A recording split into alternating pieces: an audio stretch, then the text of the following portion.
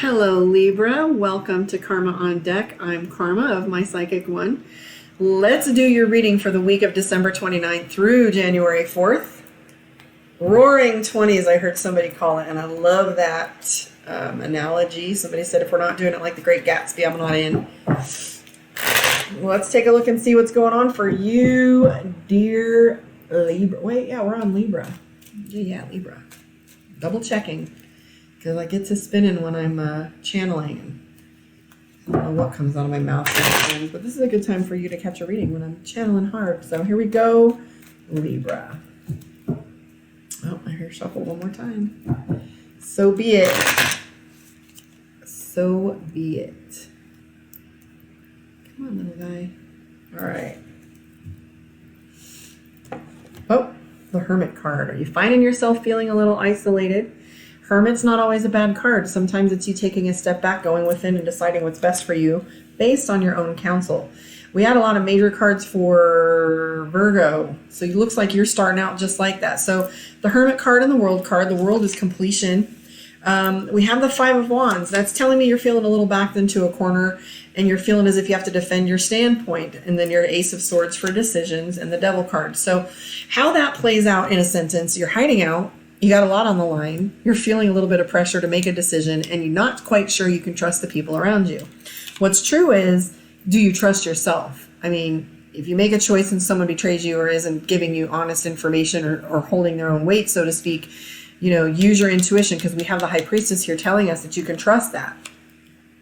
I do see you looking for money. I don't know if that's for a project or just in general, but we have the Temperance card too, which is balance.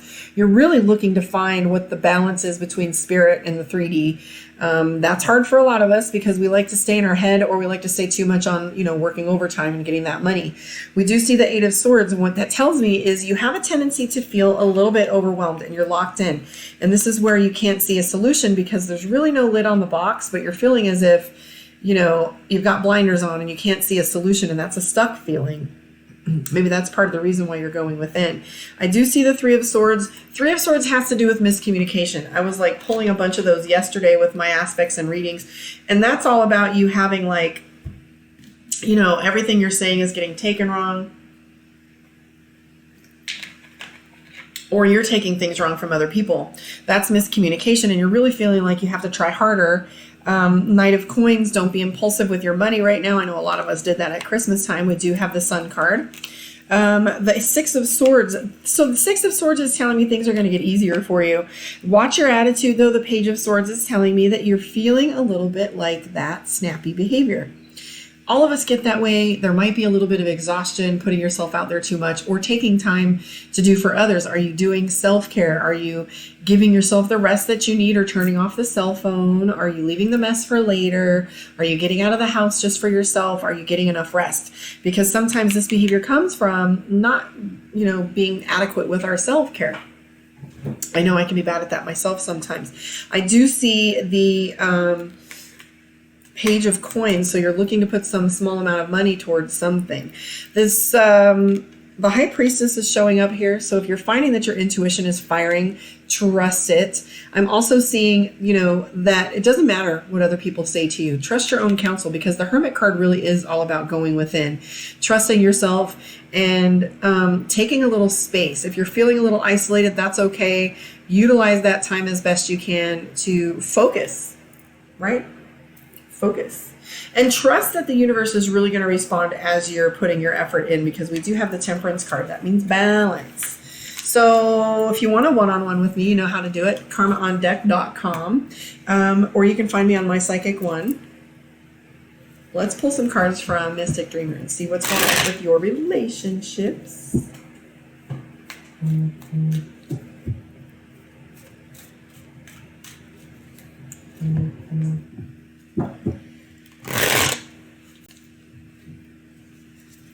All right, here we go.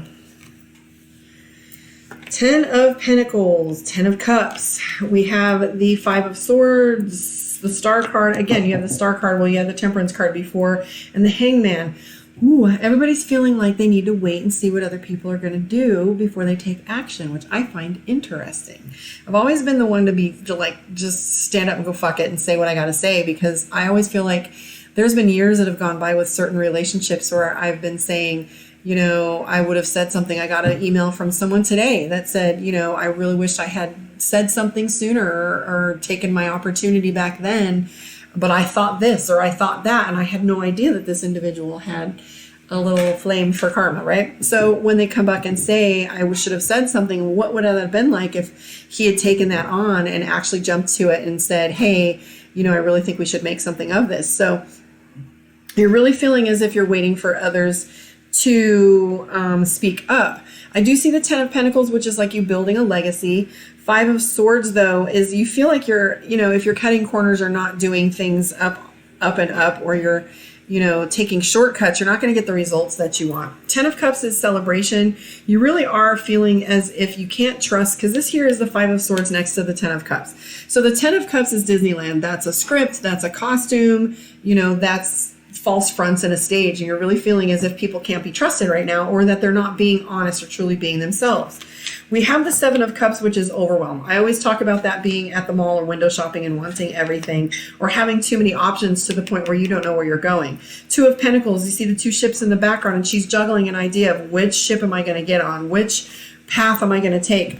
We do have the Moon card. Now we have the 2 pillars of knowledge and a path down the middle with the moon here. And I don't know, well, the mountains behind him really means decision as well. So what we're having here is a fear. So you're afraid to say what it is you need to say to this individual. You're afraid to speak up when it comes to your heart and your mind, or even a situation that you know you need to change.